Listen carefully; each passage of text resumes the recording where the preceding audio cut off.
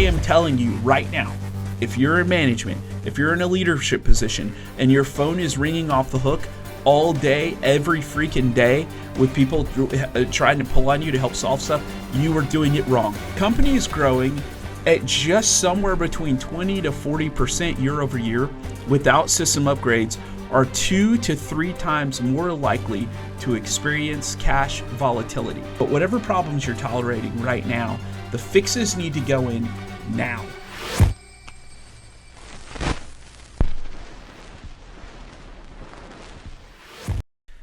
Let's talk business a little bit. Today is like the second week or so of January.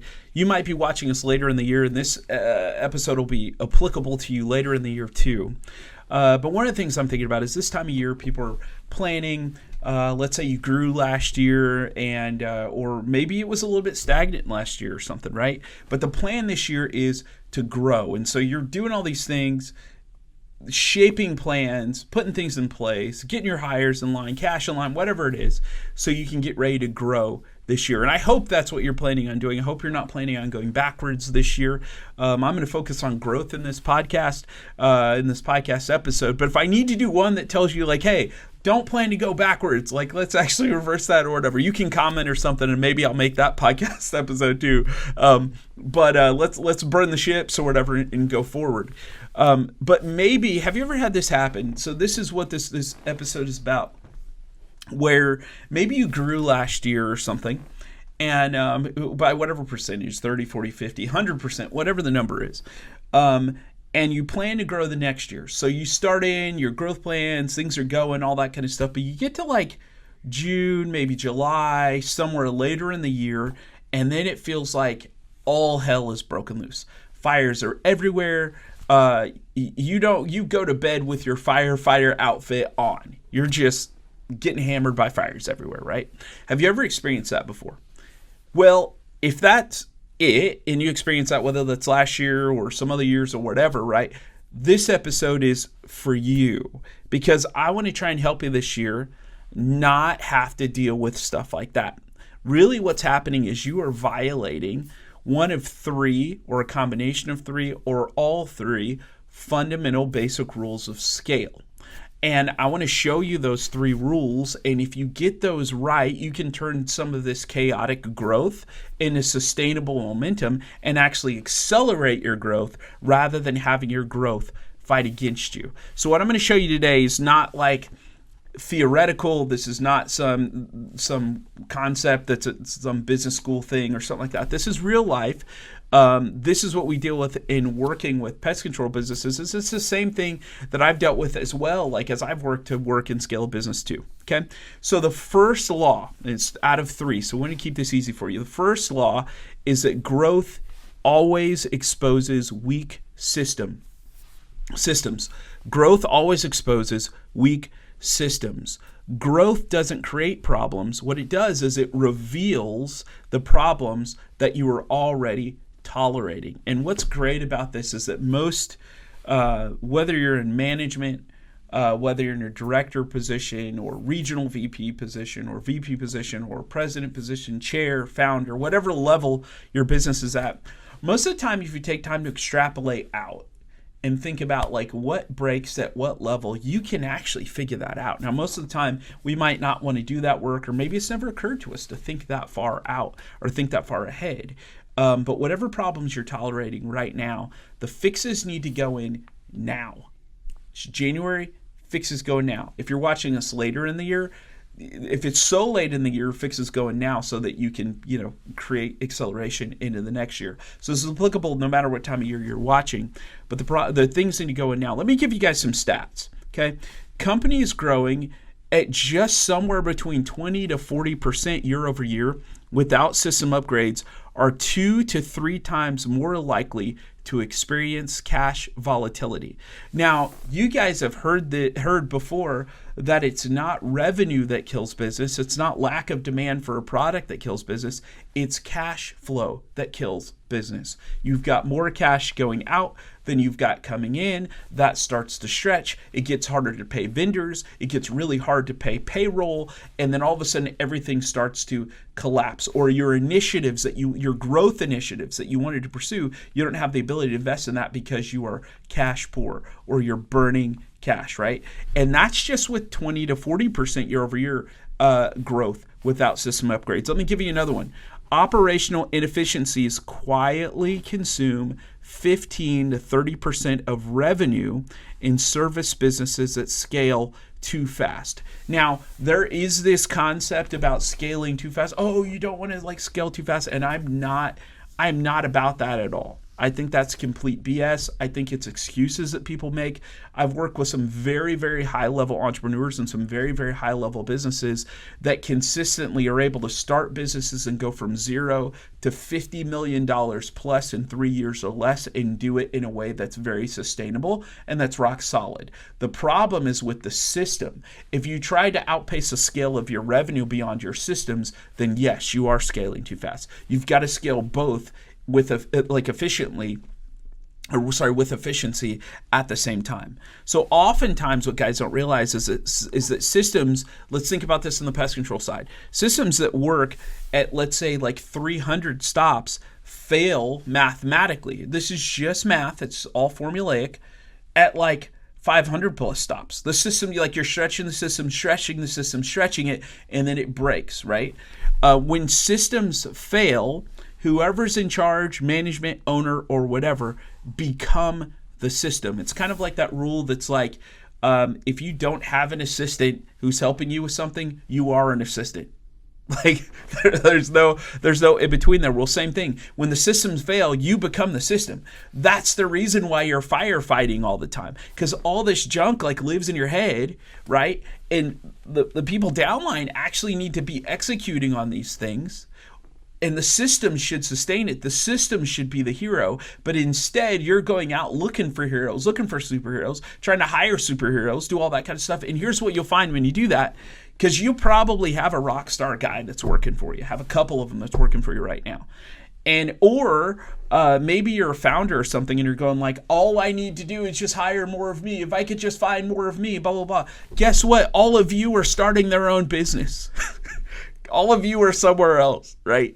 You don't need more of you. Here's what you need. You need to take the layers of you that work, systemize that, and hand that off, and the system becomes a rock star. Because if you're trying to hire more superheroes, what you're finding out really quick is that freaking superheroes are hard to find. And usually they're going to make an exit to whatever, right? You don't want to do that. I want to.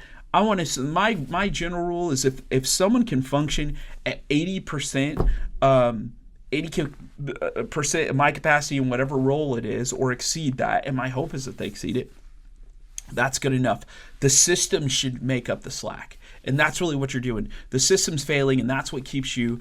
That's what makes you continually sort of fight these fires and keeps you, from continuing to have your traction forward. Makes you kind of move backwards. So here's the fixed principle. You don't scale by working harder.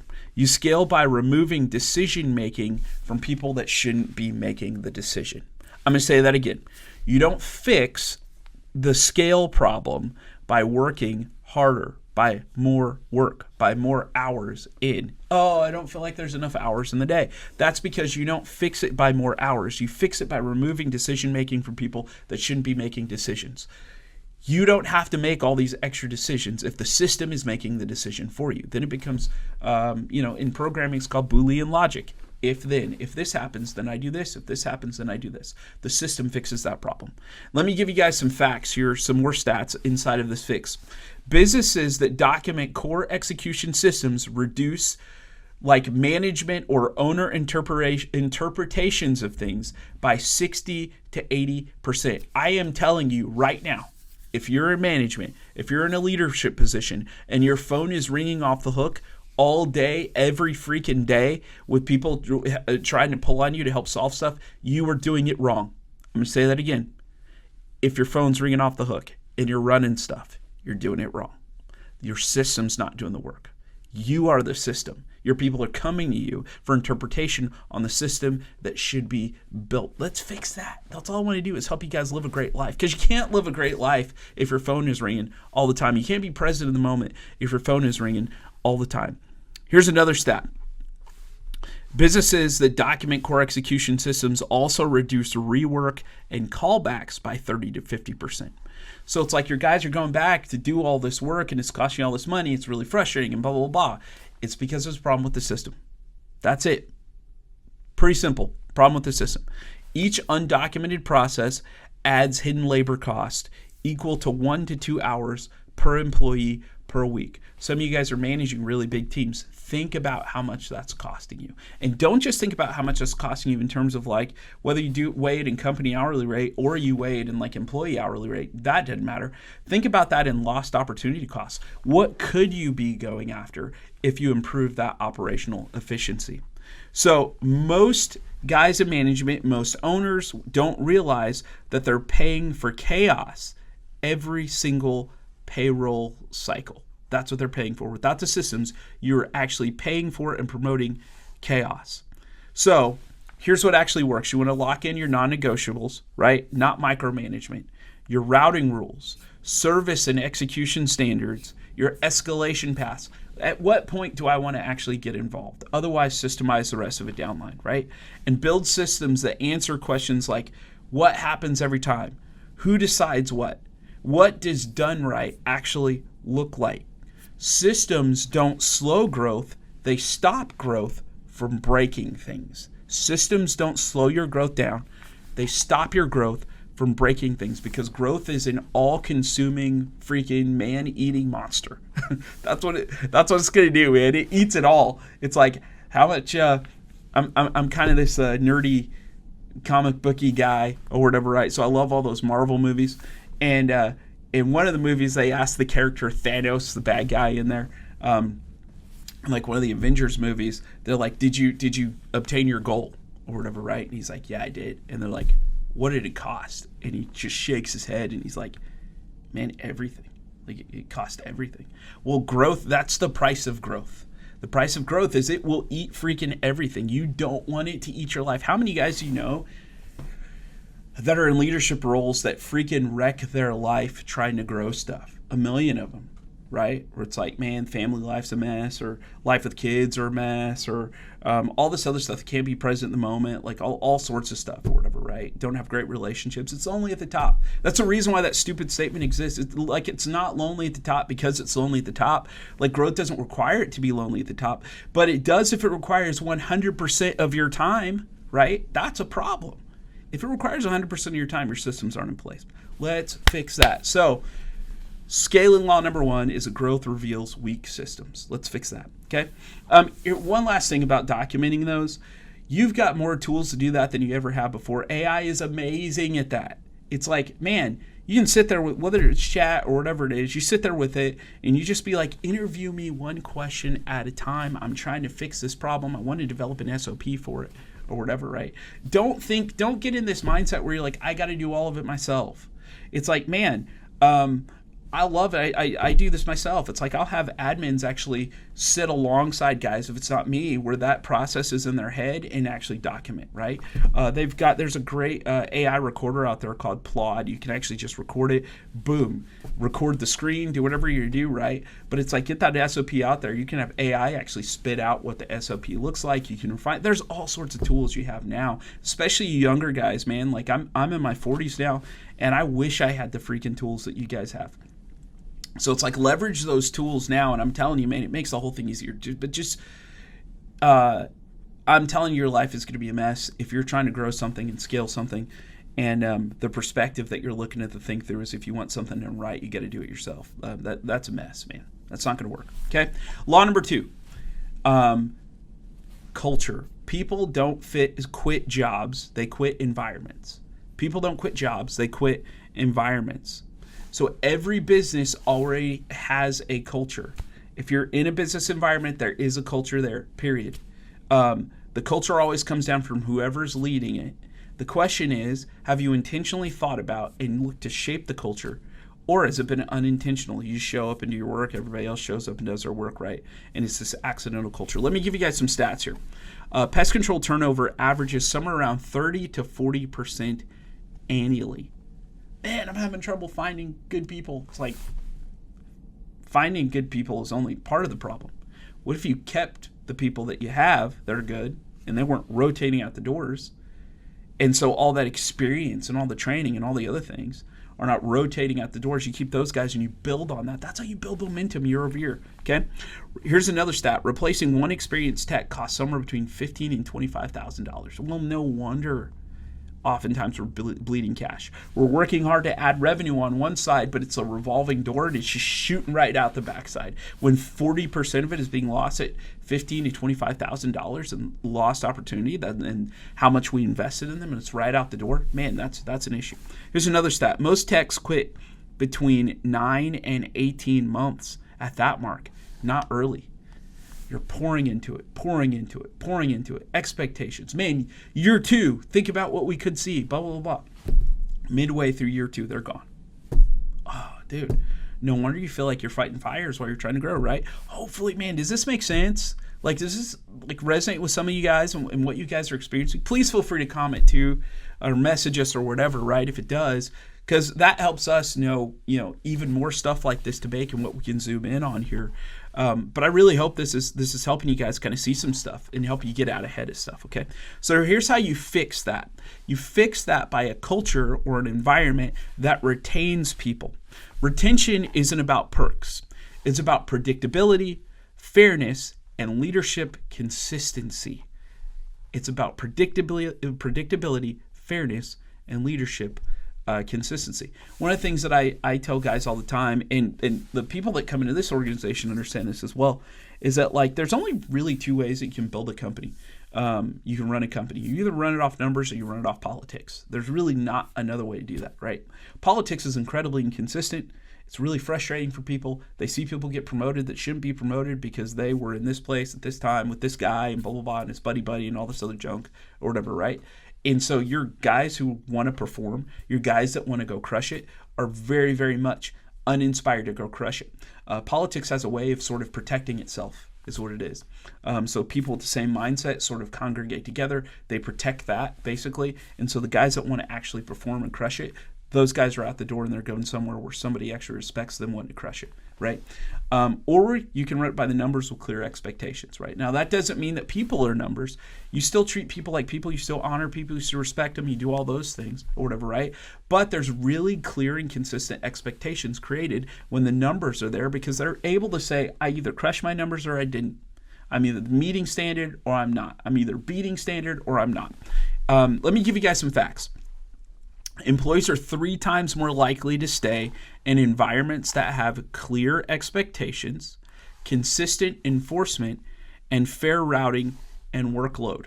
So a lot of times what ends up happening too with companies, and this is a big deal, a lot of guys don't realize this.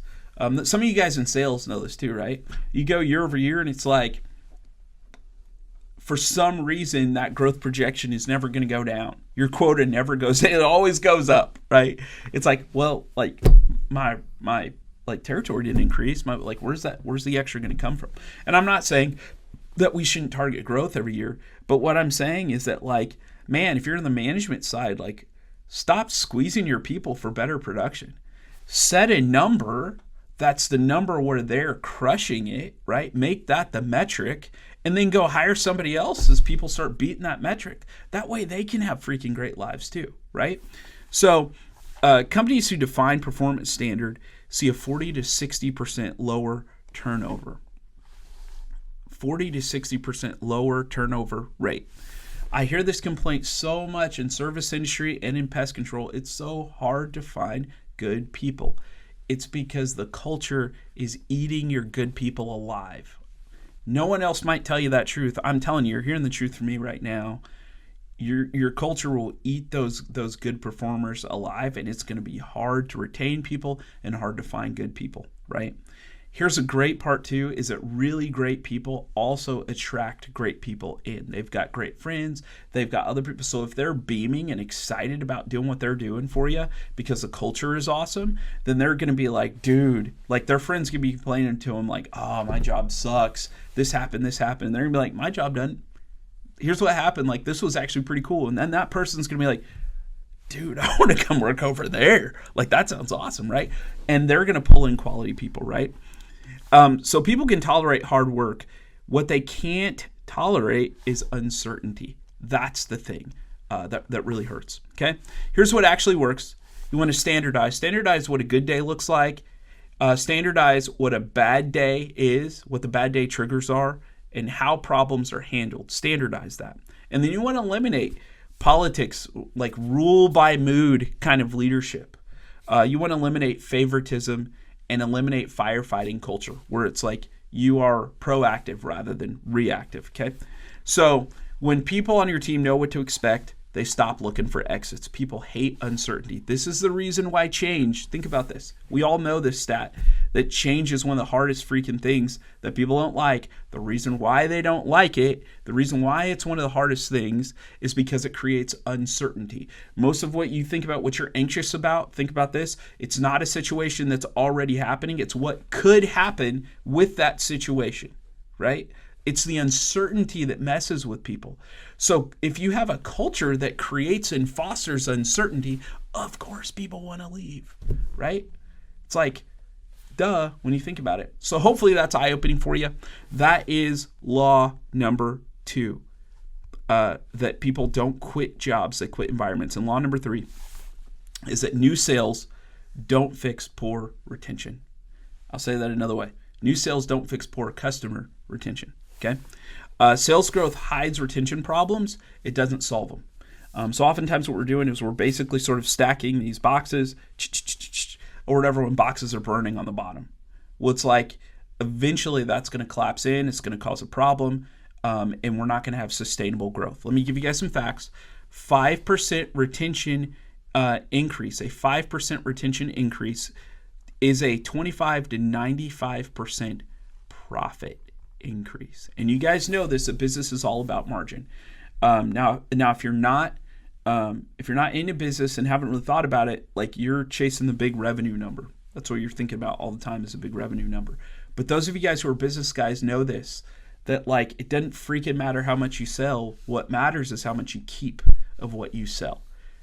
If you sell a dollar worth of stuff and you spend a dollar worth of stuff, you have zero left over, and that sucks, right? So 5% retention increase on your customers is 25 to 9%, 95% profit increase. New customers cost 5 to 7 times more than customers that you keep. Retention issues, this is really cool. Those of you guys who have a regular QC process in place where your guys are going out and they're quality checking, retention issues surface in QC months before revenue dips. They're an indicator that your retention revenue is going to go down. If that's not a stat that you track, oh my gosh, you got to track that right now. It's like, don't just look at the big number, but go, man, how much in revenue is from retained customers, right? That number should be going up every single year. If that number is not going up, you've got a massive problem, and it's going to catch you. It's going to catch you, okay? So the fix is you control the customer experience. It's got to be designed. That experience got to be designed, measured, and enforced, not hoped for.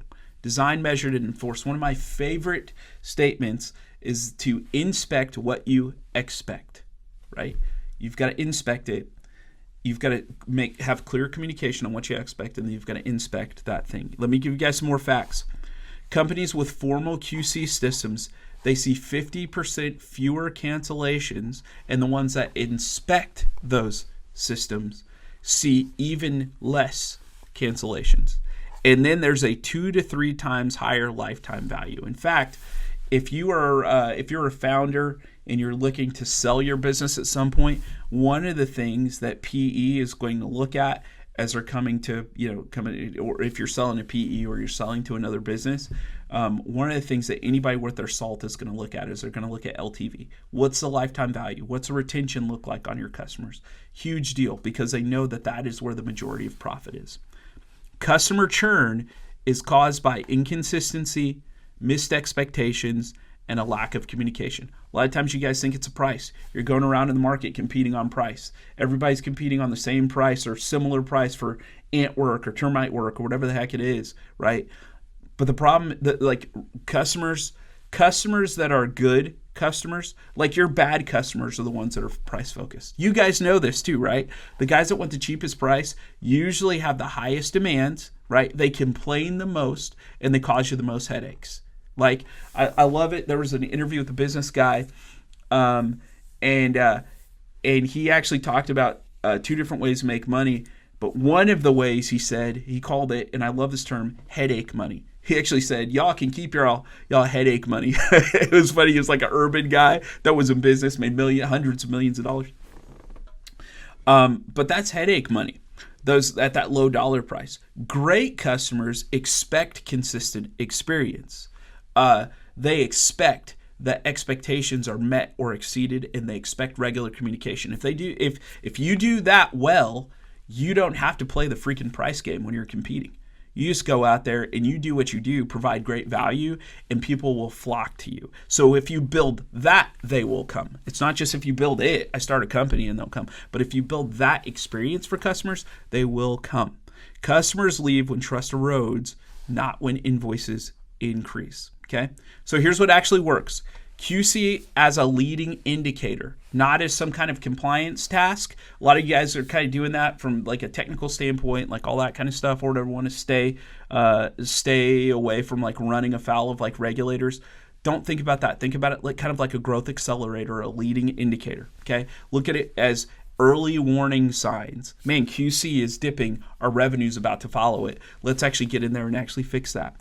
Let's use it as something that shows you pattern recognition, and then, of course, a coaching tool as well. You want to track things like callbacks per route, complaints per tech, renewals per customer agreement. Those are just a handful of the things that you want to be tracking there, right? But if QC is declining, then you know that your revenue is already at risk. Okay? I gave you guys a whole freaking litany of stuff. Go back, rewatch this episode a few times. In summary, 3 things that are going to help you, just 3. If you get these right, you are going to absolutely crush it this year and crush it in years to come. And just remember that growth exposes weak systems. Remember that people don't quit jobs, they quit environments. And remember that new sales don't fix poor retention. You fix those things and you're going to crush it. Stay tuned for the next one. This has been awesome.